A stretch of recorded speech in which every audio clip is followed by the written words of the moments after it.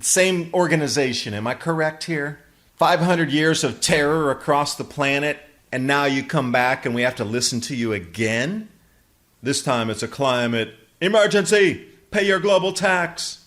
Adapt 2030 Mini Ice Age Conversations covers changes in our climate due to a new and intensifying grand solar minimum. In the media, overlooking, downplaying, or burying cold weather changes occurring on our planet. This is in order to keep the global warming agenda steaming full speed ahead. I do this podcast and radio program because we need to begin conversations on how to adapt our food growing strategies long before 2030 as agricultural zones shift, affecting global crop output, but very few mainstream media outlets are talking about the most important issue of our time: cold weather crop losses. Our sun is going through a 400-year cycle, which has effects on our weather patterns as our magnetosphere weakens and the jet streams go out of flow. It's not CO2, it's not you, it's the sun. Are you ready to thrive in the grand solar minimum? Then join me for Mini Ice Age Conversations. I'm your host, David DuByne. Glacier National Park. Now, you heard the story or saw the story last year. No, it was actually this year, that they removed the sign at the visitor center that said, global warming, glaciers are going to disappear. And then it said that glaciers will disappear sometime in the future because of global warming. But the way it was phrased before, the before and after pictures, like, happening now, look at the disappearing glaciers, global warming, global. But then the glaciers started to grow again, and they were increasing, like 7 feet a year for 2 years, coming toward the visitor center. So they had to remove the signs right at the visitor center. Well, now the National Park Service has removed all glaciers gone by 2020 signs at Glacier National Park. But the signs were saying that all the glaciers will be gone by 2020.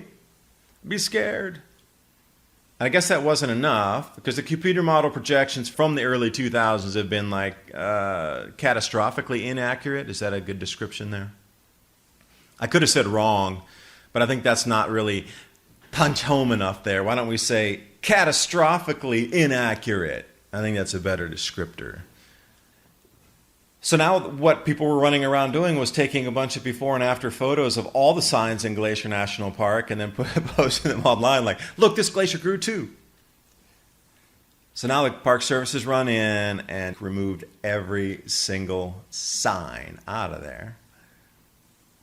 Well, I'm glad my tax dollars are working for the National Park Service to print new signs, because, I think that's money well spent to brainwash the public to now just move that to 2030. Do I get a refund for the 2020 sign? What about all the hours we're paying for overtime and park service and upkeep and everything to put these signs in place? I want a refund for my misused tax dollar to print those signs in the first place. And I want access to all these reports that are using my tax money behind paywalls at government-funded institutions that are using government funds to produce reports that I have no access to, but I'm paying tax dollars for these researchers to do their research. I want access to that. If I'm paying my taxes, I should get access to that, period. Oh no, it's behind a firewall. Oh no, only others in the peer-reviewed world can see it. Why? What are they hiding? Why do they only allow other thesis researchers to view the material? Why can't I be just a regular guy that researches and says, hey, I want to see what you guys are doing? You're spending all this time and money to prove a point that's a never-ending point in the media. It never stops. It's like a never-ending drone, like global warming, global warming. Oh, call it extremes. Oh, global warming, global warming. Oh, it's climate change. Global warming, global warming. I've said this before in the beginning of the channel, and I'll say it again. About 1 year before we don't have enough food to feed everybody, where there's going to be riots in cities because of food pricing and food unavailability for the bottom 10 to 15% of earners on the planet. They're going to purposely implode the financial system to A, lock everybody down, and that will include people with money like myself or you that are listening, where you'll be able to pick up and move to Nicaragua. You'll be able to sell everything you own and get down to Indonesia or wherever you want to go, Costa Rica or, I don't know, Tunisia, whatever you're thinking. Hey, by the way, Tunisia would be a great spot to be. Increasing rainfall, increasing crop production, really warm weather, long growth seasons. Morocco's another good one too. Mauritania would be another one that's following similar patterns. We could sell stuff, get the money because we have stuff, and then go move our whole families or move our existences over to different countries. But if you lock down a total financial system, you won't be able to sell your house, you won't be able to transit your house, or the money from your house, you sure won't be able to get all your money out of your bank, and you won't be able to sell all your stocks to get the full value and then run to another country. And this is what I'm talking about, locking down the planet. So what they're going to do is purposely implode the economy, and wherever you are is pretty much where you're stuck for the duration of this grand solar minimum, unless you are incredibly liquid and you have crypto and metals. And that's not financial advice, that's just like common sense. Diversify out of the banking system and the traditional equities. They're talking about exchanges going down, and when I said exchange, I'm talking about, like, I'm not going to mention any by name because that might get me some legal trouble because they haven't gone down yet, but they were talking about exchanges failing. Now, when an exchange fails, you're going to get logged out of your account unless you have those physical paper stock certificates prove you own it. You can't get back in your account, can you? How can you prove you own it? Even if you sell it and there's cash in your account and the exchange goes under, great, it might come back in a couple of years. I mean, there'll probably be some SEC investigation. You probably get your money back 3-4 years later or something, but it'll have devalued greatly by then to the point where that was the purpose. That's it. That's the goal. And reset the system and lock everybody down under the guise of, oh, we didn't know what was happening. At this point, if it fails again, every central banker and all central banks should be instantly nullified because they did nothing good. And if they want to bring central banking back again, I say tar and feather them and send them running in the streets.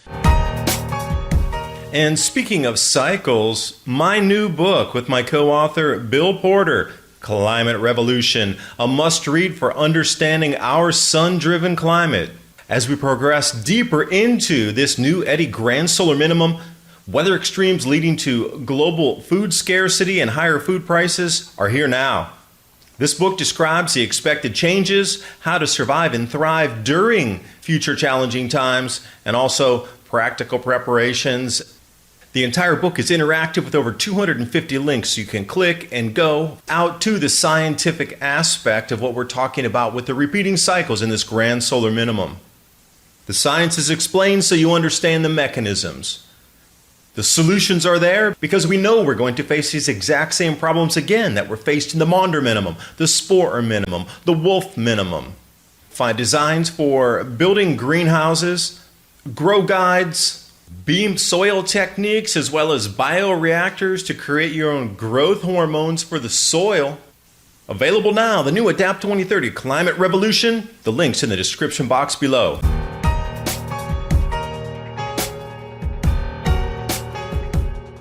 If we're so stupid at the end of this that we crash again on the central markets and we continue to have central bankers and allow our governments to continue to have central banking, that makes us the idiots.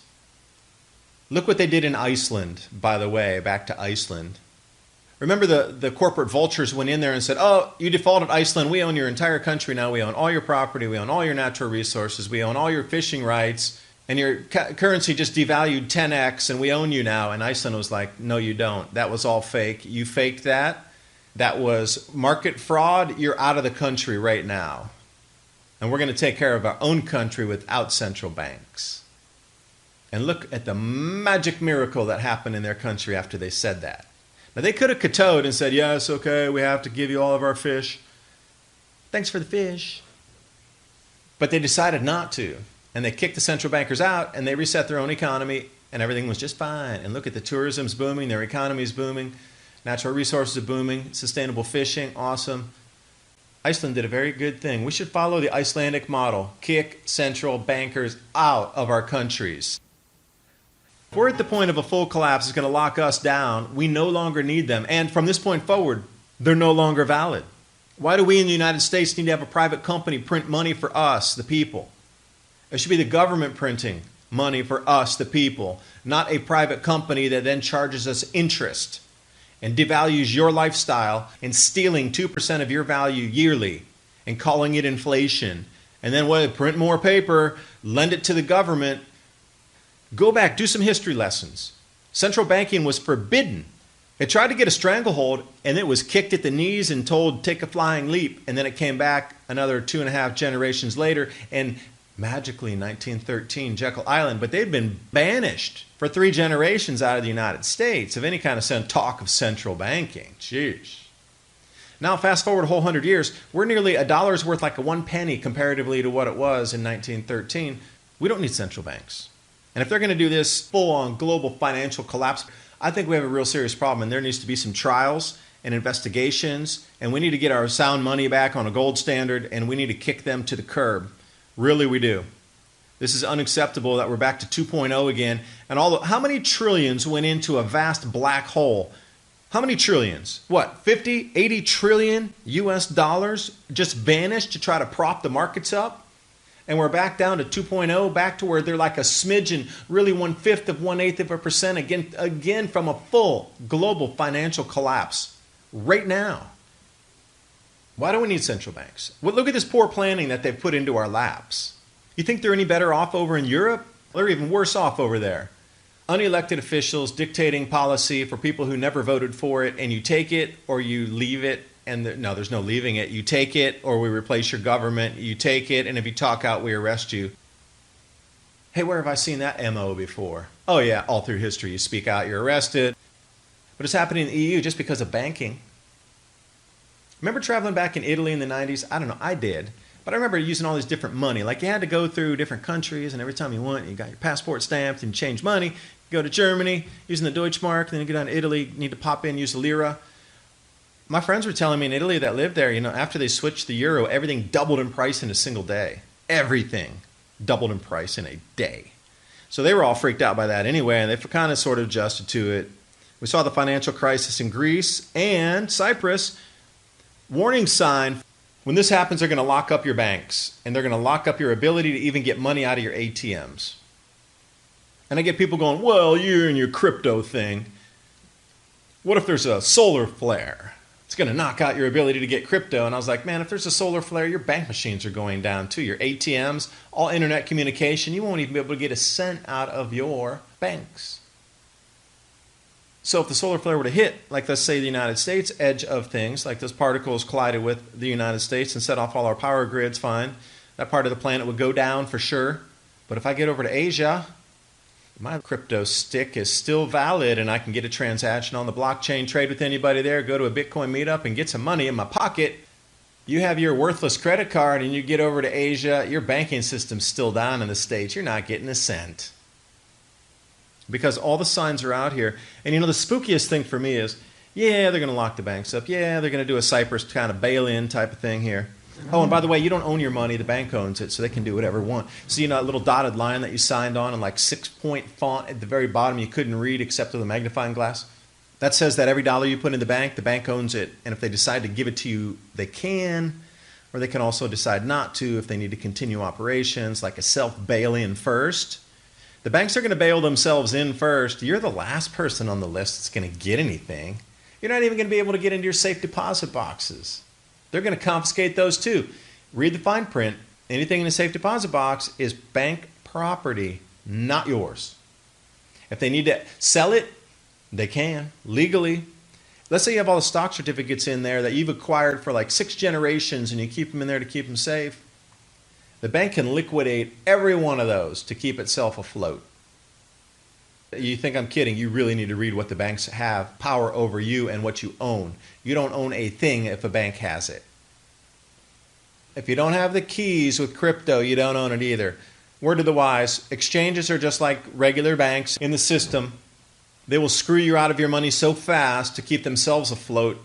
Just like banks will close and limit your funds, limit your ability to withdraw funds. Crypto exchanges are no different. If you don't own the private keys, you don't own it. Somebody sneezed. Global warming. Did you know that global warming increases sneezes. I didn't know that either. Pope told me. Which brings me to the Pope. Pope, if you're listening, stop what you're doing.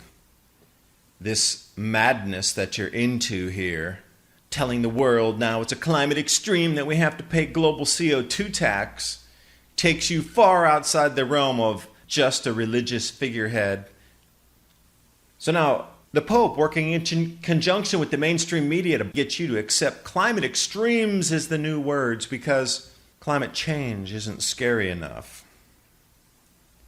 Global warming isn't moving enough for you. So the Pope's coming out here and starting to try to have us, me and you, listening, change the lexicon.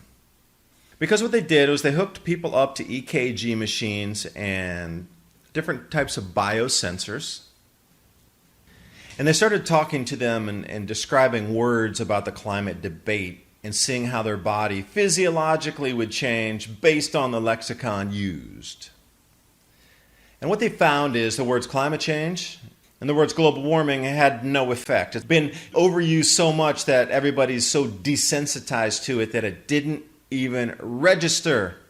The words loaf of bread got more response than the words climate change. People's heart actually beat faster when they said loaf of bread because people were like thinking pumpernickel, get some good sandwiches or something. Yeah, I'm serious. No, I'm not even making a joke.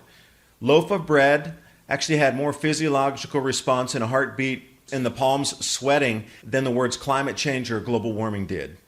Loaf of bread beat that.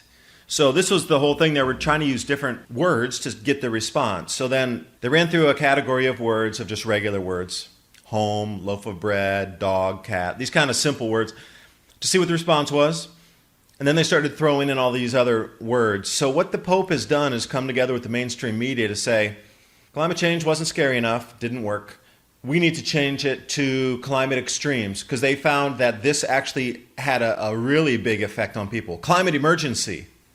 Oh, they got spikes in people's heart rate and their palms, the sweatiness of their palms increased dramatically when they used the word climate emergency. So now what we're finding, and I looked this up, I kid you not, it's almost like we're in a Twilight Zone episode, but it's not. And that's what's scarier than being in a Twilight Zone episode. Climate emergency. Now watch the use of this phrase to come out big across the media now. Climate extremes were not, it didn't make sense to people, you know, because they couldn't phrase it enough. Like, is it climate extremeology, or is it climate extremism, or is it climate extremes? The way people would perceive it written in a sentence was different than global warming. Just the way you write is different. Climate emergency was the easiest to say, the easiest to write. You didn't have to change anything in it in the way it was used grammatically. And so all reporters can use this across all news publications globally. It translates the same in umpteen languages, and it has the same physiological effect in English or Spanish. So the new words, climate emergency, is what they're going to move to. So I'm giving you a forewarning here, so look for it. Now, when you see it in the news, just laugh and snicker and go, lab experiment to see which words worked best with the Pope's blessing. And the Pope, now, dude, really? You're coming saying that we need a global tax for carbon? Wasn't it your institution that also instituted a tithe that if you didn't pay, they burned you? Same organization, am I correct here? 500 years of terror across the planet, and now you come back and we have to listen to you again? This time it's a climate emergency. Pay your global tax.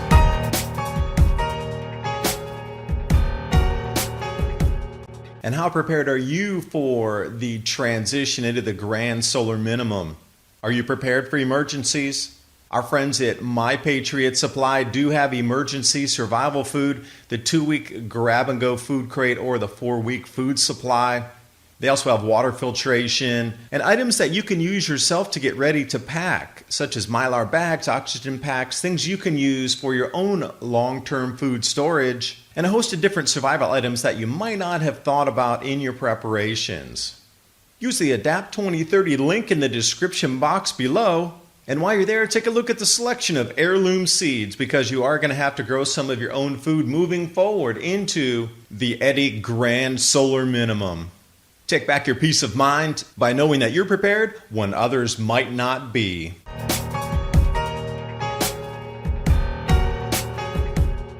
I'm not paying a global tax. I refuse to. As a sentient, conscious thinker on this planet of free will, I refuse to pay a global tax. And I think it is heresy that you are telling us as a religious figure in the Vatican that we need to get now involved in economics and pay a global tax. Don't forget your history, Pope. And you have the audacity to lecture us about destroying the planet? How many cultures did the Catholic Church destroy over the last 500 years? How many relics from history did the Catholic Church destroy because it didn't fit the narrative? Or wait, did you actually box those up and put them in the Vatican in the secret library that we don't have access to? But you know the cycles. Catholic Church did more damage on this planet in the last 500 years than we could possibly even do to this planet in the next 200 in terms of setbacks in science and technology and human innovation and human evolution. And you have the audacity to tell us that we need to pay a global carbon tax? Pfft. People forget history too quickly. How much carbon was emitted when the Catholic Church burned all those villages and burned the cities? That all added to everything too. How much burned flesh went up there to add CO2? How many forests did the Catholic Church burn down to try to drive out the peasants? The people that you thought were warlocks? The people who were studying natural medicine? Catholic Church burned entire forests just to get them out of there. How much CO2 did Catholic Church put in the air during that time? It didn't come back out, it just added to the whole. How many burned farm fields to starve everybody and pillage, siege? How many burned cities, burned ships? How much CO2 did that put in the air? Over 500 years of terror on this planet. Yeah, we could point a finger there, couldn't we? In the name of what? Not the creator I understand. So speaking of crops, official Canadian crop estimates in wheat and soya and corn in sharp decline due to, guess what? Adverse seasonal conditions. Don't hear about that in the media too much because they want to focus on the warm. It's a climate emergency. South America's dry, cold winter lowers fruit and vegetable production due to cold.